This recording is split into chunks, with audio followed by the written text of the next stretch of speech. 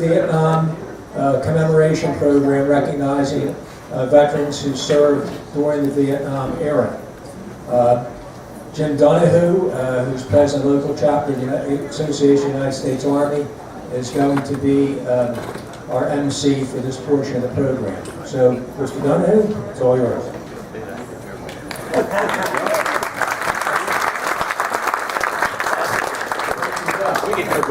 Welcome to the Vietnam War Commemoration Program honoring those who served. The program will begin momentarily with the posting of the colors and the national anthem, where it's customary for military members to stand at attention and for others present to stand facing the flag with the right hand over the heart. At this time, please silence all your electronic devices.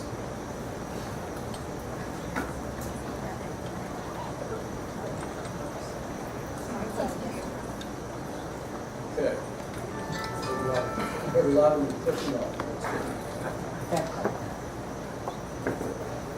I will say before we start, on behalf of the Association of the United States Army, retired General Carter Ham, who was the national president, it's our pleasure to be here. Our chapter is a commemorative partner of the Vietnam War Anniversary Commission, and we'll talk more about that in a minute. Color guard, post the colors.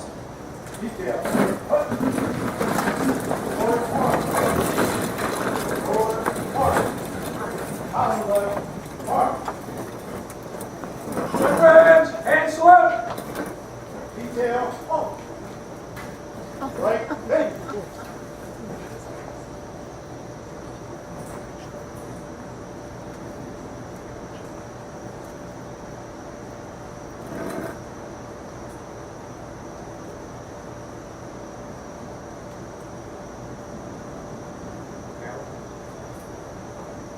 Valley Grant.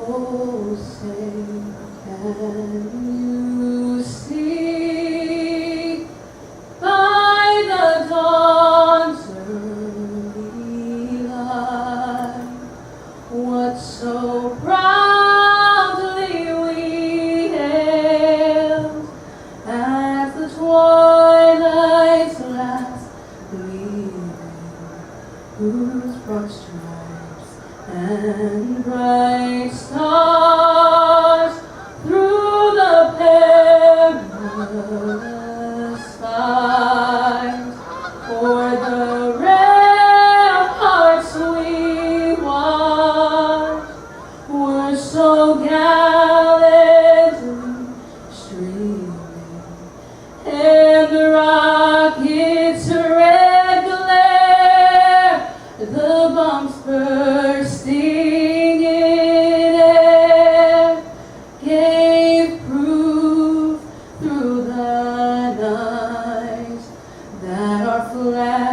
was still there. Oh, say does that star-spangled banner yet wave o'er the land of the free and the home of the brave.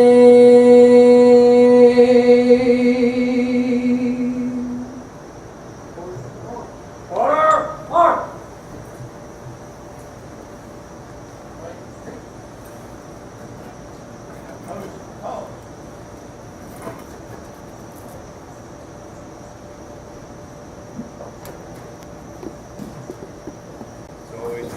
By the bitterness of personal sacrifice, we are compelled to never forget that while we enjoy our daily pleasures, there are others who have endured and may still be enduring the agonies of pain, deprivation, and internment. Before we begin our activities this evening, we'll pause to recognize our POWs and MIAs. We call your attention to the empty chair, which occupies a place of dignity and honor, representing the members of our armed forces who are missing from our ranks.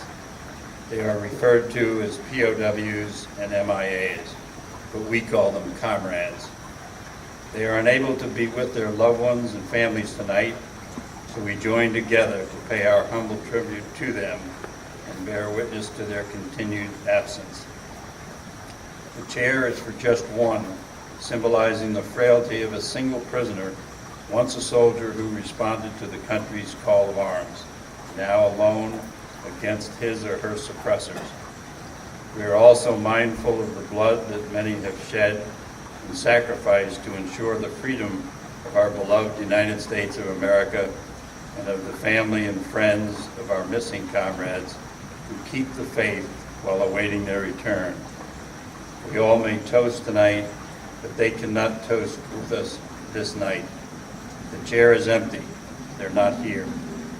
Let us pray to the Supreme Commander that all of our missing comrades will ultimately be back within our ranks. Let us remember and never forget their sacrifices. May God forever watch over them and protect them and their families. Amen. I was Paul Callahan, Churchville resident and Vietnam veteran. Thank you, Paul. Please be seated.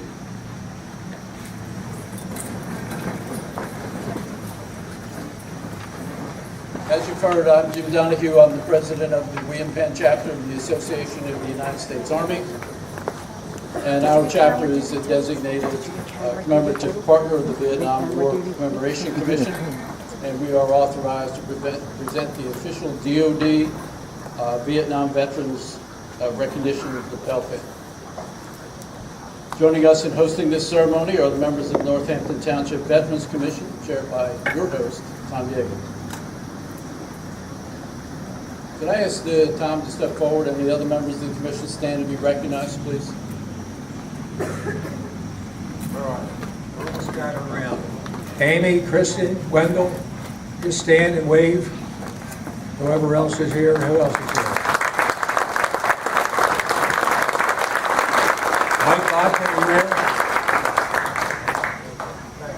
Thank you. All right, in 2007, the Congress authorized the Secretary.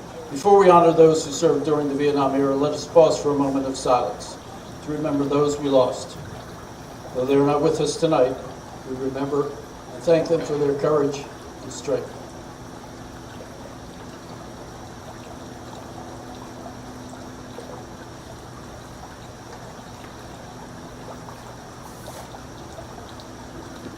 May they rest in peace.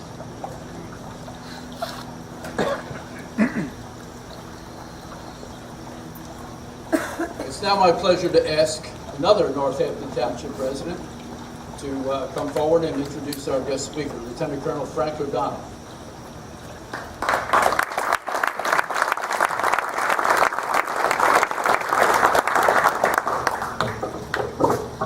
I have to hold this, make sure it doesn't blow away. I'm pleased to have the opportunity to introduce Major General Tom Matthews. I first met General Matthews when we were first lieutenants assigned to the 304th Civil Affairs Group in Philadelphia after our respective active duty tours. The move from active duty to the 304th was a bit of a cultural shock for me, and I'm sure General Matthews experienced the same thing. He served more than 40 years in the U.S. military. Initially commissioned as an air defense artillery officer through the ROTC program in 1967, he was assigned to the 40th Artillery Brigade in the High Altitude Missile Program. He is a graduate of the U.S. Army War College and was awarded a Bachelor's of Arts in Economics from LaSalle University and a Master's degree in Public Administration from Temple University. He is recognized as a Distinguished Senior Fellow by the Joint Special Operations University of the U.S. Special Operations Command. He was recognized as a distinguished member of the Civil Affairs Regiment by the John F. Kennedy Special Warfare Center at Fort Bragg. During his career, he served as a detachment commander and operations officer for the 40th Artillery Brigade, public safety officer 304th Civil Affairs Group, Assistant Deputy Chief of Staff, Operations and Intelligence, 79th U.S. Army Reserve Command, Armed Forces Commandant, 2072nd, I'm sorry, I missed one here. Sorry about that. Commander, 817th Personnel and Administration Battalion, Commandant, 2072nd U.S. Army Reserve Forces School, Commander, 358th Civil Affairs Brigade, Commander, 353rd Civil Affairs Command, Vice Director, Command, Control, Communications, Computers, the Army Staff, Vice Commander, Joint Warfighting Center, Joint Forces Command, Vice J7, Joint Forces Command, Commander, Operational Command Post 2, U.S. Army North. Major General Matthews participated in the following operations. The Muriel Boat Lift, he served as the operations officer, setting up a refugee camp at Fort Indiantown Gap here in Pennsylvania. Department of Defense Constitutional Bicentennial Task Force, Civil Affairs Officer. Joint Task Force Provide Promise, Chief Civil Military Operations. California Wildfires Joint Task Force Commander. As commander of the 358th Civil Affairs Brigade, he provided forces, training, planning, and provisional units for the Cuban and Haitian camps at Guantanamo Bay, Cuba. In 1993, he was mobilized to provide civil affairs planning support to the Commander, Allied Forces, Southern Europe. During that tour, he deployed to the Balkans with a team to develop the transitional plan from the United Nations Protection Force to NATO. At the direction of the Supreme Allied Commander Europe, he led a planning team to develop a civil military campaign for the Balkans. In 1995-96, he served as Chief of Combined Joint Civil Military Cooperation Implementation Force NATO. Major General Matthews Awards includes the Distinguished Service Medal, the Defense Superior Services Medal, second award, the Legion of Merit, second award, Defense Meritorious Service, fourth award, Army Commendation, third award, Army Achievement, and the Army Staff Identification Badge. I just want to digress for a moment here from Major General Matthews' official bio. I'm sure some people, including veterans, aren't sure what civil affairs is all about. It's a branch of the Army, like infantry, artillery, military police, etc. One of its missions is to support the combat commander by taking control of the civilian population caught in the middle of a combat operation. Think of the news describing the battle for Mosul by the Iraqi army. People leaving the city, crossing between the front lines of ISIS and the Iraqi army. Who takes care of them? And where do they go? That's what civil affairs does. Another mission occurs after combat operations. Can you imagine how much worse the situation in Houston would be if there were no functioning government, no National Guard, no FEMA to intervene? Civil affairs units deploy teams that have public health, public safety, public administration, refugee, and other specialized teams with the objective of restoring local government and meeting the basic needs of the population. And this is just the basic description of its mission. The other important issue to me, as a former civil affairs officer, is that when Major General Matthews was in command of the civil affairs units in the Army Reserve, command of the civil affairs units, the Army Reserve was transitioning from a strategic reserve where a mobilization might take 60 or 90 days before you arrived at a mobilization station, followed by an extended period of training, qualification, and equipping. The Army Reserve is now an operational reserve, where you can be called up to support contingency operations and other operations, be at your mobilization station in 3 to 5 days, have a short period of intensive training. This transition required planning, training, equipping to have a unit ready to quickly deploy. Major General Matthews and other senior leaders in the civil affairs community made this work, and these units have been very successful in their assigned missions. Returning back to what I was supposed to say, in his civilian career, Major General Matthews worked in the Bell system, including Bell of Pennsylvania, AT&T, Western Electric, and Lucent Technologies for 30 years. Following his retirement from the Bell system, he worked as a regional vice president for an IT startup company, building operations and networks in 22 states. Major General Matthews and his wife Michelle have 2 daughters, Jennifer and Kimberly, and 2 granddaughters, Maya and Maddie. General Matthews.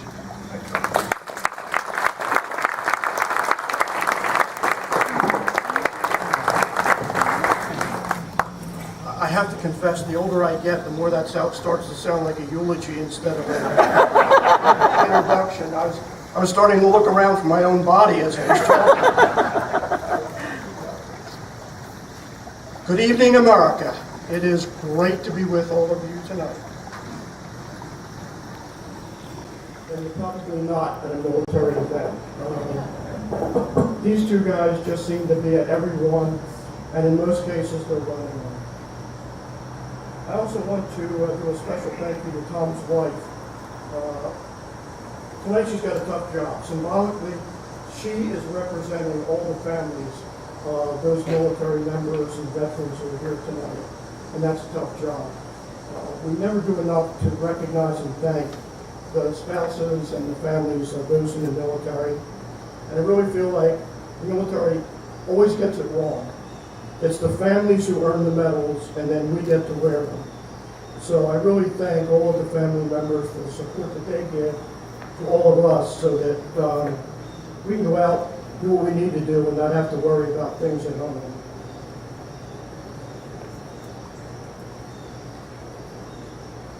Okay, I've been asked to talk tonight and cover about 50 years in 10 minutes. So if I leave out a few details, don't get upset. We can talk about it over a beer later on and fill in the blanks. I was asked tonight to talk about the Vietnam era, our Vietnam veterans, who accomplished a great deal in war, but accomplished even more after the war, with their efforts in shaping the military. Whenever I think about the Vietnam War, I'm reminded about the efforts of the think tank group after the war was over to study U.S. military and the Vietnam military, North Vietnam and the Viet Cong. And what they did was they took all of the information about the North Vietnamese military and the Viet Cong. Then they put in all the information about the American military into a computer. And then they asked the question, if there's a war, how will it turn out, who will win? And rapidly, the computer came back with the answer, the U.S. military won in 6 weeks. And everybody is going, wait a minute, how could that be? Well, what you have to understand is, all they put in was the 2 raw elements, their military, our military. They didn't have the capability, the wherewithal, the knowledge to input all the political things that went on, and all of the things that went on outside of what our military was doing to try to win that war. They clearly left out all the bad strategy and all the crazy things that our politicians did while our folks were on the battlefield trying to get things done. There's a theory in operational art that if you have a great strategy and great military, you will win quickly and decisively. If you have a great strategy and a poor military, you will lose very quickly. If you have no strategy or a bad strategy and a very great military, then you will ultimately lose, but the war will last a long time because that great military will overcome all the political things, all the strategy errors, and all of the rest of the things that are well beyond their control. And that's clearly the case of Vietnam. Did we have a great military? Well, a few years ago, Barack Obama spoke in front of an American Legion group, and he said that the U.S. military in Vietnam never lost a battle. And of course, that was challenged by the fact check folks. And after looking at it for quite a while, they said, well, There are a couple battles that were in dispute, but we think overall that's a true statement, that the U.S. military never lost a battle in Vietnam.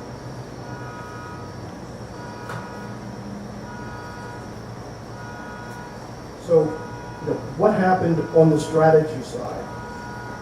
Well, even the greatest military in the world couldn't overcome the Johnson-McNamara strategy, which was a mulligan stew of bad ideas like limited warfare. There's an oxymoron. Attrition warfare, body count strategy, and all of these compounded by policies of half measures. Capture territory, abandon the territory. You can fight in these areas, you can't fight in those areas. You can bomb in these areas, you can't bomb in those areas. And with all of that coming down from the top, all it did was proceed to help a great military not succeed in combat. If you look at what happened at the end of the war, it actually won. If you look at the peace treaty, North Vietnam agreed to stop the fighting. At that point, it was considered a victory. But then we got more help from the politicians, the new leaders who came into the Congress, then defunded the military support that we agreed to provide to Vietnam as part of that peace treaty. So if you look at what happened, the computer was right, but the politicians stole victory from the jaws, stole defeat from the jaws of victory. Most of our warriors have returned home to flags, parades, marching bands, and the warmth of a grateful nation. The Vietnam vets were welcomed home by protest marches, rejection, confrontation, physical and verbal abuse, all in the holy name of peace. It clearly must have impacted their morale, but I can tell you that it never impacted their attitude and their determination to fix all of the lessons learned, all of the things they saw go wrong, and all of the things that they thought were important in order to bring the military forward to where it needed to be. There are two wars which resulted in profound changes in the U.S. military. One was the Civil War, and the other was the Vietnam War. The Vietnam War, by an incredible margin, drove more change, more things for the betterment, and created a better subsequent military.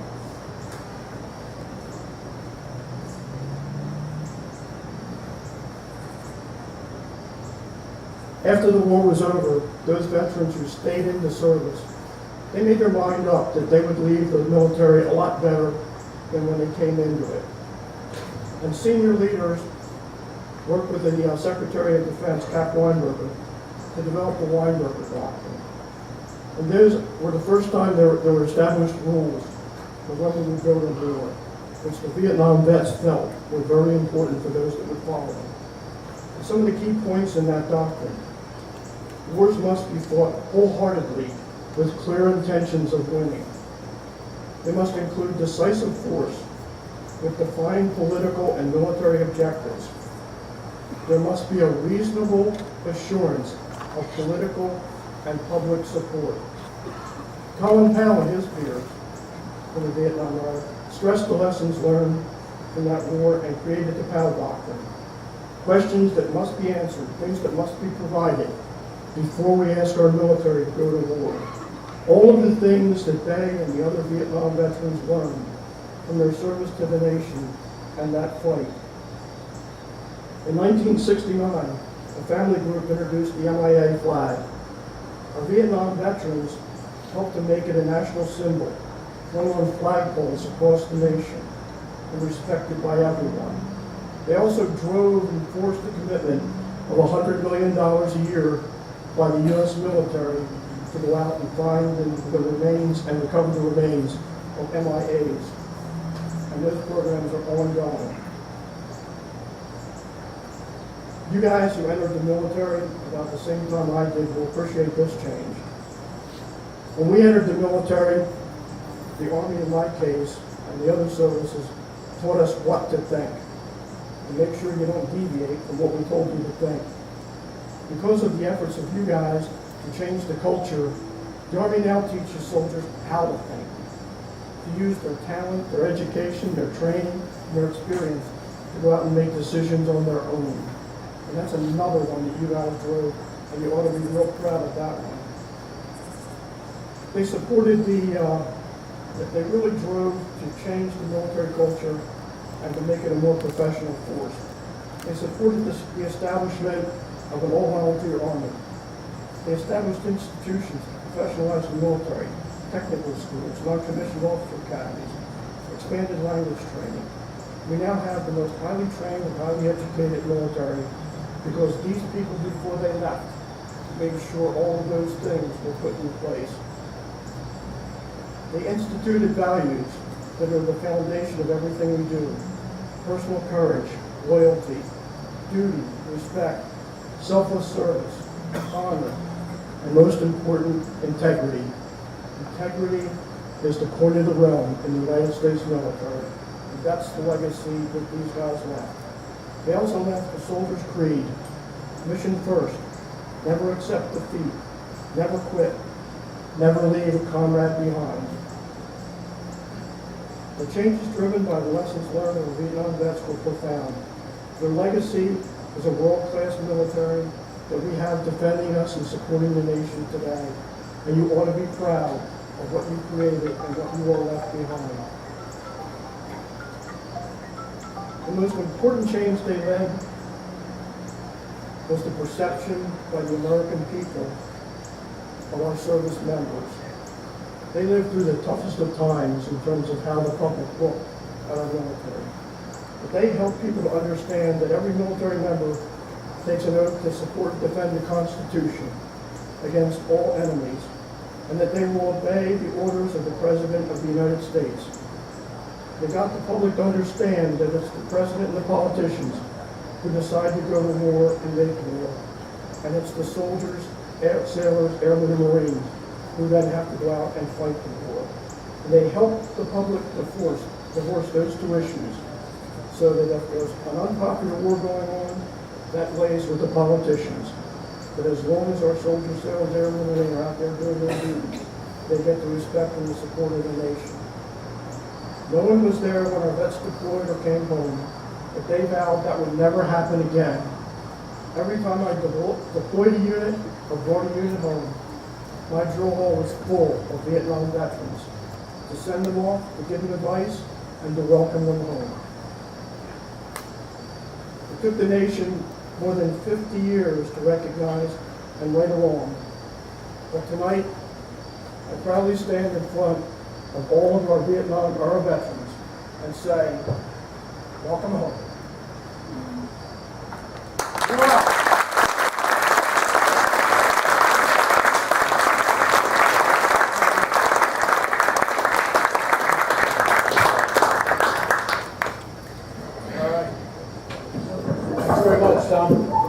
Appreciate it. Heartfelt sentiments from somebody who served 40 years. It's now my distinct honor to invite the Vietnam era veterans who are going to be honored tonight to step forward. Each one will be receiving a lapel pin. The official DoD lapel pin will be pinned by Major General Matthews and a certificate of presidential citation. We also have a special recognition for surviving spouses after the veterans are pinned. So please, I think Tom's going to read them by name. Yeah, what I'd like to do is I have everybody's form here. They're in random order. They're not alphabetical. They're not by rank. They're not by service. Everybody wrote their form. So we're just going to call you up one at a time. Front and center of the general. Are you Air Force guys? Front and center means come to the front. That's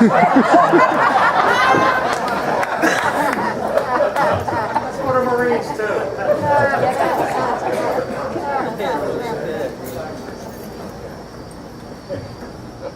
Edward Arnold Kettler, front and center.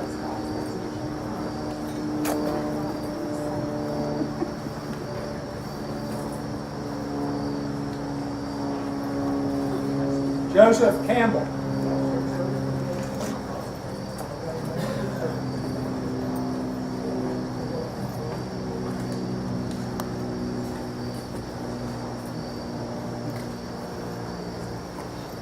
John McOwen.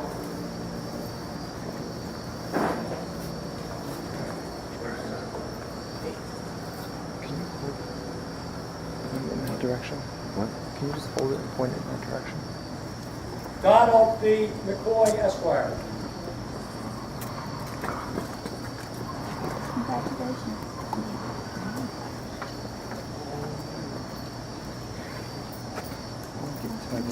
Put it on the other side. Yeah. Go over and there's underneath the slides so you can see the Edward people. Cutler was Army. Joseph Campbell, Navy. John McOwen, Army. Don McCoy, United States Navy.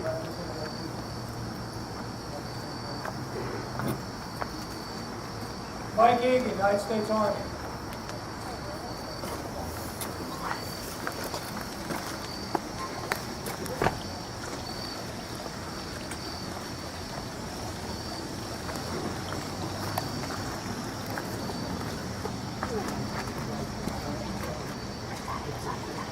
Dale Jones, United States Navy.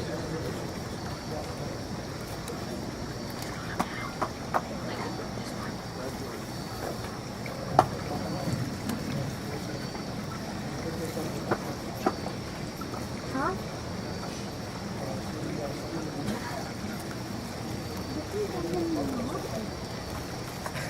David Reese, United States Army.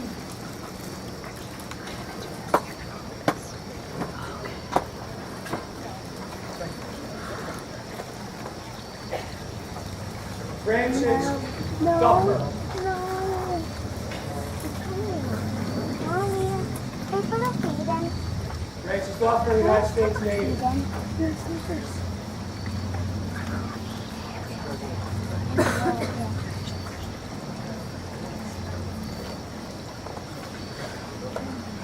David J. Harry, United States Navy.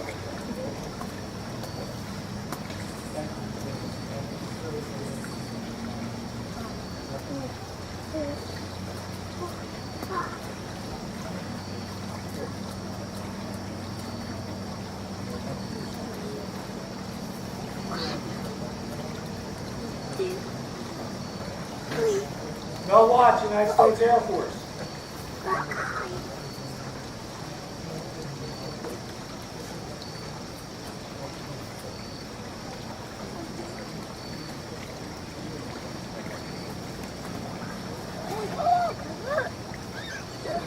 Philip Clark, United States Navy.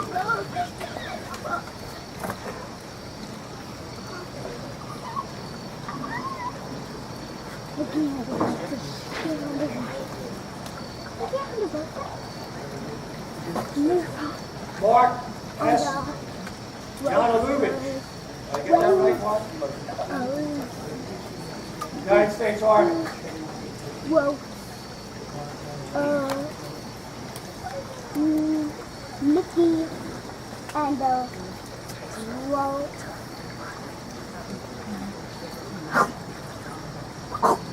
Jimmy Clendenin, United States Marine Corps.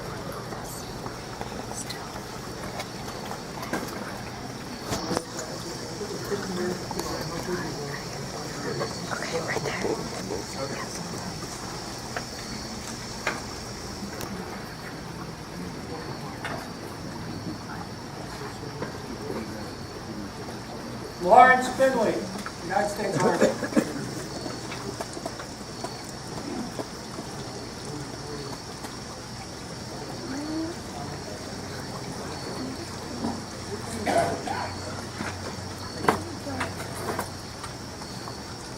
Accepting for my brother-in-law Larry as his way to him.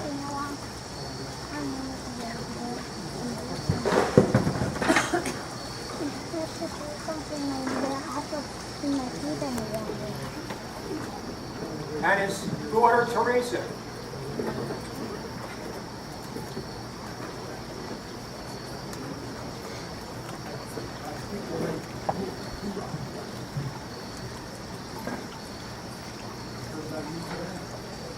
Ronald Freeman, United States Air Force.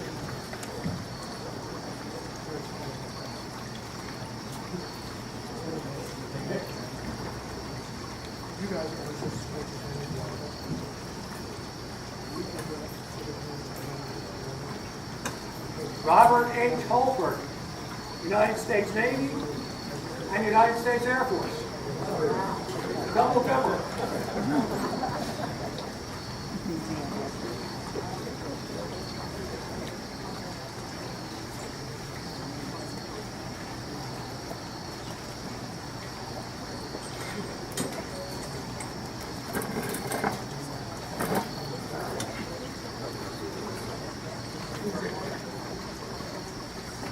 Nicholas A. Patero, Jr., United States Army. Thank you.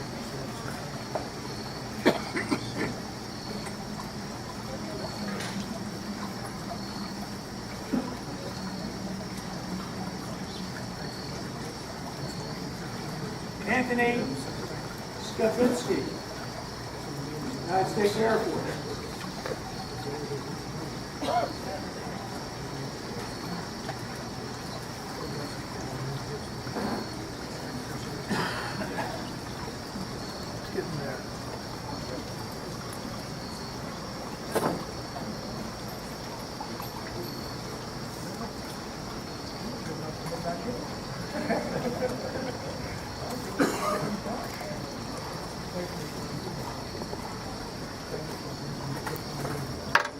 James E.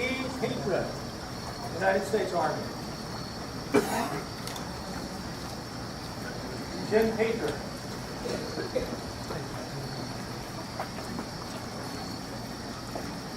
Someone accepting for Jim or not here?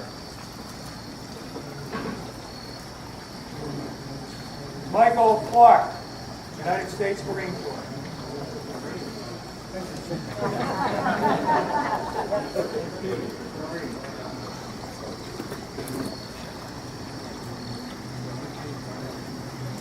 Chief's distant cousin, Neil Clark, United States Marine Corps.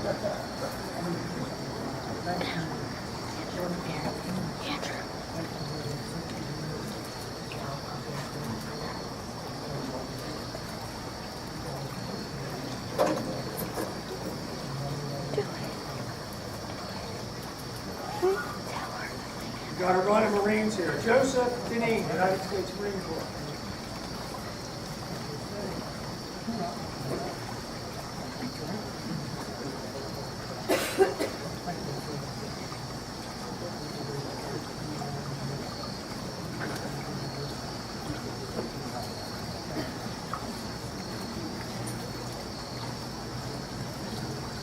William R. Brown, United States Army.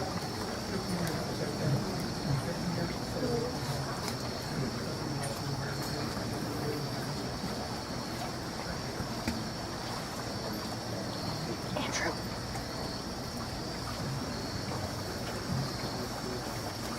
Robert Finley, United States Army.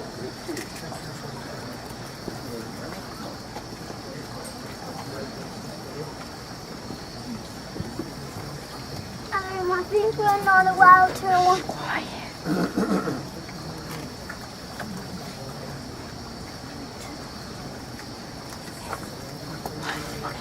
Yeah, my hand hurts. I'm having trouble keeping it still. William Charles Brown, deceased, United States Navy, is awarded to be accepted by John and Michelle Brown.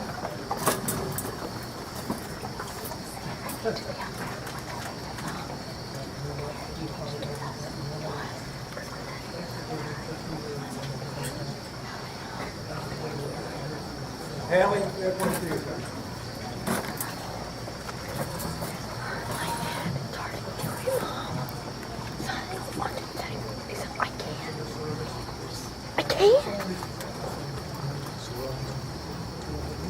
Peter Palestina, United States Marine Corps.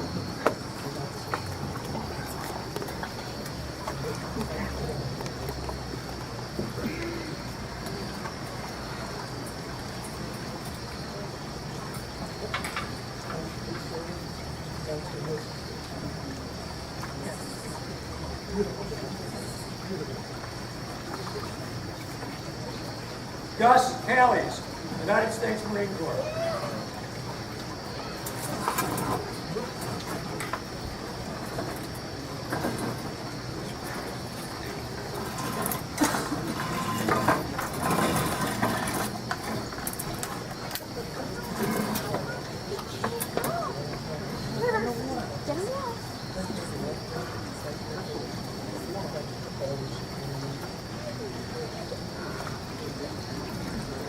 Jim Barrett, United States Army.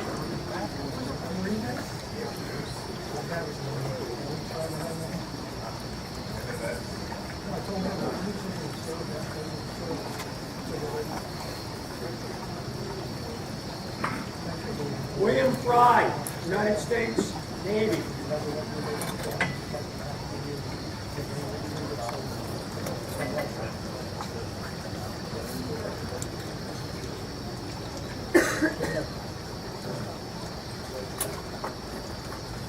Ralph Rogers, United States Army.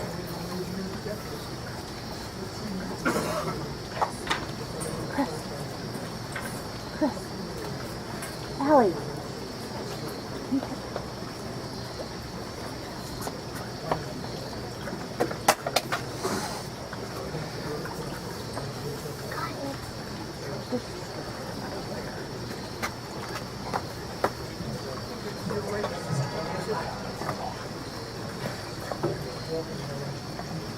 George Kelly, United States Marine Corps. Mike Clark will be accepting.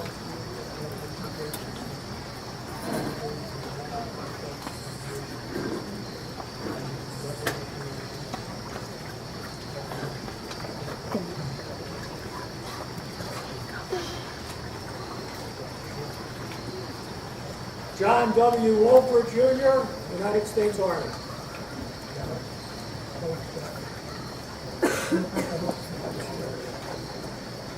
Kelly. Up where Kelly is. Walter W. Henkel, United States Air Force.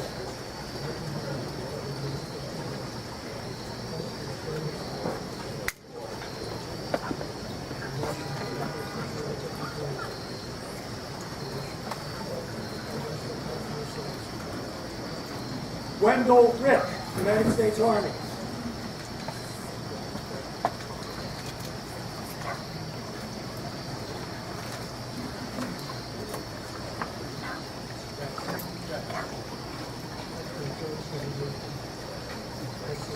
Lou Palkovich, United States Army.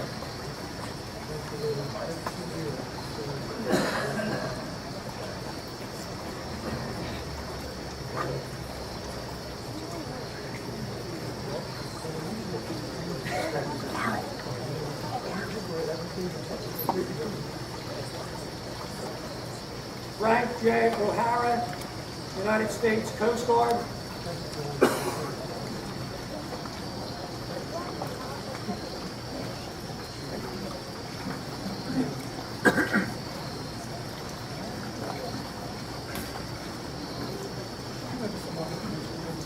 Frank's wife will be accepting.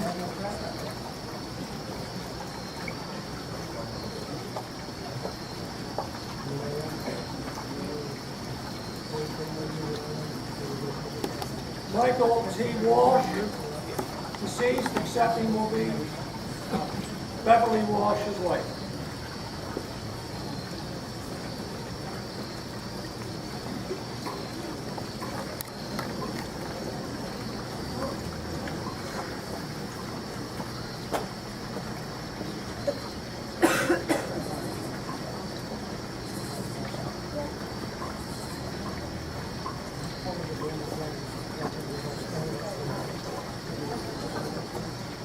Kenneth R. Manhurst, United States Air Force.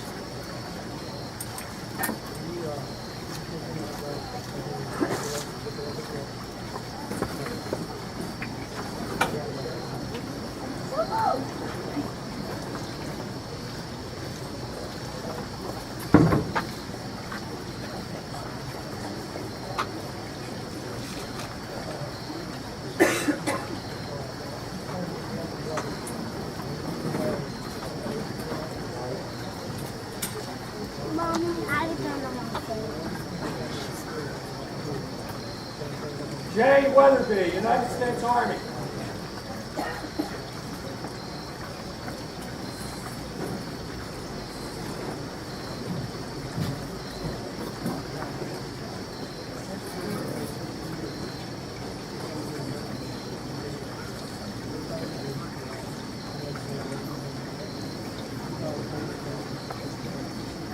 Charles A.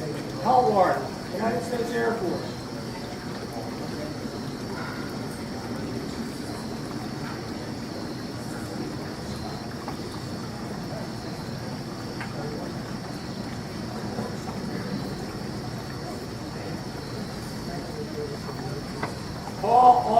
Hamilton, United States Army.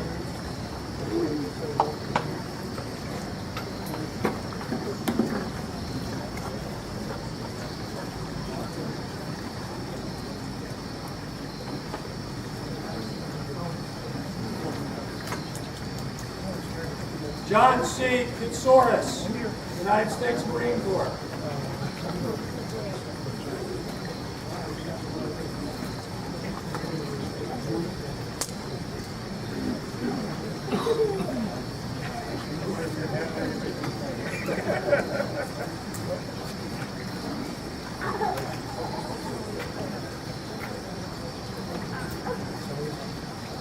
William Hoffman, United States Air Force.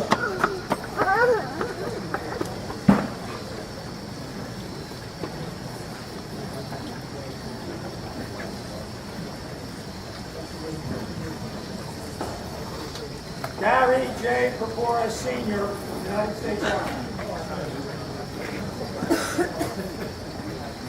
Is there anyone out there that I did not have before who did not know? Larry Lee. It was MIA. Who wanted to be in Vietnam? I thought it was in Vietnam. Yeah, we were on active duty both in November. But I quite didn't send anything.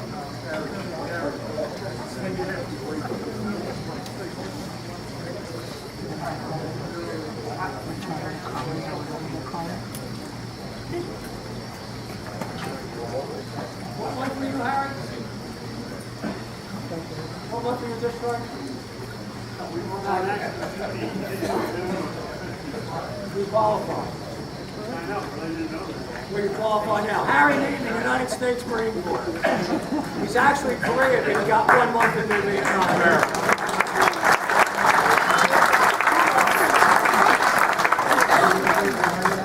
Qualified because of when he activated. But he found out that he qualified. James Gannon, United States Army. November 55.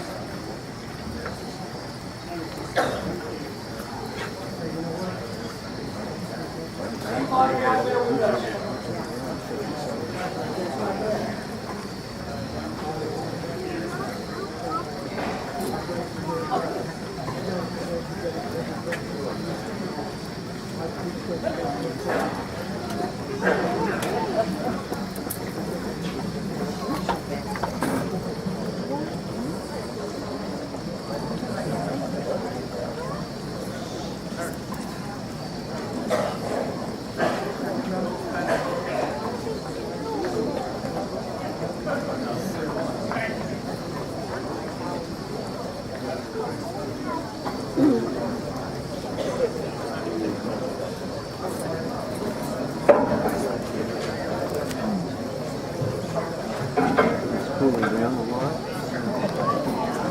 Okay, we're past that. Yeah, that's it. I had a couple questions. I accidentally I'm not entitled to a birthday.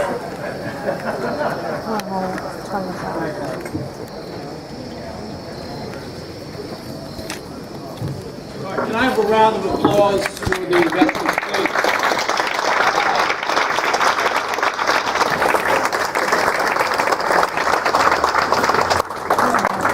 From above, from the mountains to the prairies, to the oceans, white with foam. God bless America, my home, sweet home. God bless America, my home, sweet home.